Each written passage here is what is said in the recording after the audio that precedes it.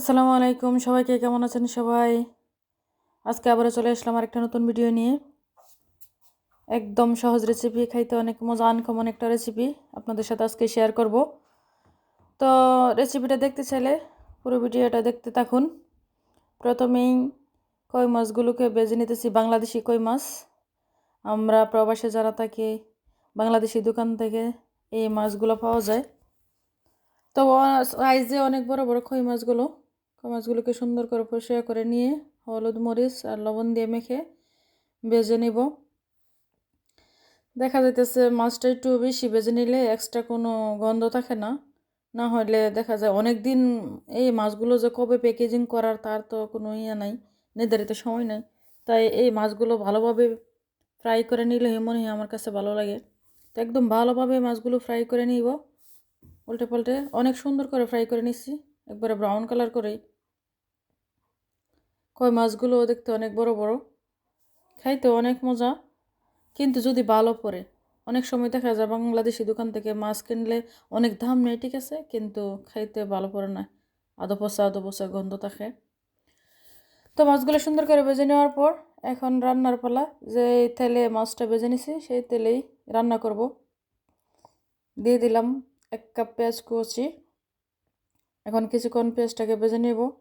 লাল পেঁয়াজ দিয়ে রান্না করলে, লাল পেঁয়াজ অনেক দাম, কিন্তু এই পেঁয়াজ দিয়ে রান্না করলে আমার কাছে মনে হয় যে তরকারি কালারটা একটু কালচে কালার হয়ে যায়, কিন্তু রান্না করলে খাইতে অনেক মজা।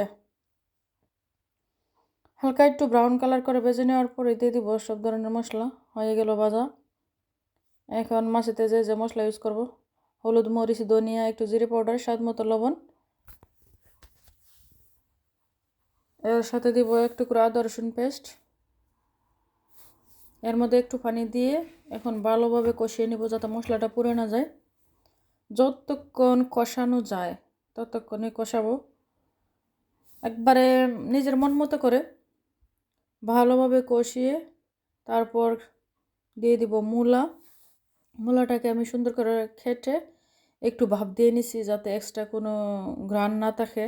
বাংলাদেশি মূলাতে দেখা যায় অনেক গন্ধ থাকে মূলার, কিন্তু এই দেশি মূলাটা একদম অল্পতেই সেদ্ধ হয়ে যায়, কিন্তু এত বেশি একটা ঘ্রাণ থাকে না, মিষ্টি মিষ্টি। পরেও আমি একটু ভাপ দিয়ে নিছি যাতে মূলাটার এক্সট্রা কোনো গন্ধ না থাকে। তো ভালোভাবে কষিয়ে নিলাম একদম সুন্দর করে মশলা। এর মধ্যে মূলা দিয়েও কিছুক্ষণ কষিয়ে নেব। কষিয়ে কষিয়ে রান্না হবে, কষিয়ে কষিয়ে রান্না করলে আসলে যে কোনো তরকারি রান্না করানো অনেক টেস্ট হয়। তো মূলা ভাপ দিয়ে রেখেছি, এই মূলাগুলো এখান দিয়ে দিতেছি।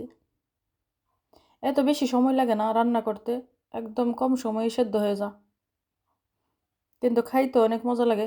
বাহিরের মূলাগুলো আছে না, দেখতে অনেক বড় বড় থাকে, একটা 1 কিলো 1.5 কিলো 2 কিলো সাইজ। এখানে একটা মূলা খেটে নিছি। তো সুন্দর করে মিক্স করে নিয়ে ভালোভাবে কষিয়ে নেব কিছুক্ষণ। একদম আনকমন রেসিপি বললেই চলে। কারা কারা কই মাছ দিয়ে এভাবে মূলা রান্না খেয়েছেন কমেন্টস করবেন, আর যারা খান নাই সবাই ট্রাই করবেন। অনেক মজার একটা রান্না, খেতে অনেক স্বাদ। বাংলাদেশি কই মাছ দিয়ে মূলারে আজকে প্রসেসিং করে জাতা তুলে নিলাম।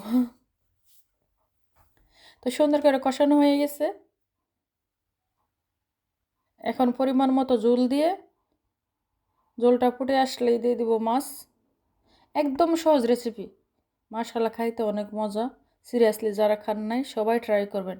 আর যারা আমার চ্যানেলে নতুন সবাই সাবস্ক্রাইব করে বেল আইকনটি প্রেস করে দিয়ে লাইক কমেন্ট শেয়ার করতে ভুলবেন না। তো এখন পরিমাণ মতো দিয়ে দিব জল। একদম জল যারা খেতে চান জল রাখতে পারবেন, আবার যারা একবারে শুকনো শুকনো, আসলে মূলা দিয়ে কই মাছটা রান্না করলে একটু জলই খেতে মজা। আমি এত বেশি জলও না এত কম না, সম পরিমাণ রাখবো জল। মূলাটা সেদ্ধ হতে যতটুকু পানি লাগবে আর কি ততটুকুই দিয়ে দিলাম।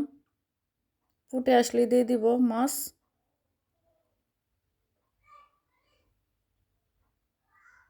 এখনই দেখতে তরকারি কালার মাশাআল্লাহ অনেক সুন্দর, লাল টকটকে।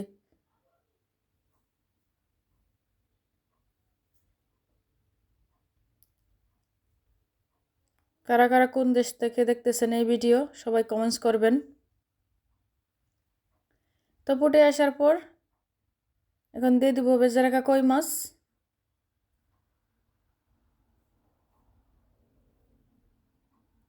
মাছগুলো দিয়ে কিছুক্ষণ রান্না করে নিলেই হয়ে যাবে রান্না।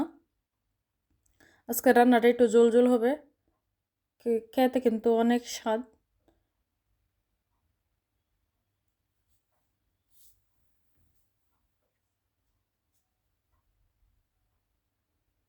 শীতের সিজনে যে কোনো সবজি রান্না করলে অনেক ভালো লাগে। তো প্রায় রান্না শেষের দিকে, মূলাও সেদ্ধ হয়ে গেছে, তরকারিও রান্না করা হয়ে গেছে। এখন দিয়ে দিব কিছু ধনিয়া পাতা। ধনিয়া পাতা দিলে তরকারি টেস্ট অন্যরকম লাগে। যারা ধনিয়া পাতা পছন্দ করেন তারা দিবেন, যারা পছন্দ করেন না তারা স্কিপ করবেন, কিন্তু ধনিয়া পাতার টেস্টই অন্যরকম।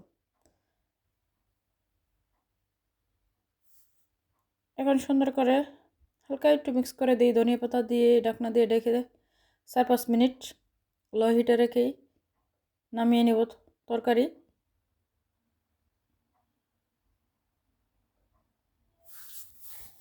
অনেক মজার একটা রান্না। এমন রান্না যদি হয় এক তরকারিতেই মন ভরে ভাত খাওয়া যায়। ফাইনালি হয়ে গেল রান্না। দেখতে মাশাআল্লাহ অনেক লোভনীয়, খাইতে অনেক মজা হয়েছে। আলহামদুলিল্লাহ, আমরা তো সবাই একবারে পেট ভরে ভাত খেলাম। তাই রেসিপি শেয়ার করলাম। সবাই এভাবে রান্না করে কে কমেন্টস করে জানাবেন কার কাছে কেমন লাগলো। আশা করি সবার কাছে ভালো লাগবে। যদি ভালো লাগে সবাই লাইক কমেন্ট শেয়ার করতে ভুলবেন না। সাবস্ক্রাইব করে দিয়ে বেল আইকনটি প্রেস করে দিবেন। আর এভাবে রান্না করে কে কমেন্টস করে জানাবেন কার কেমন লাগলো।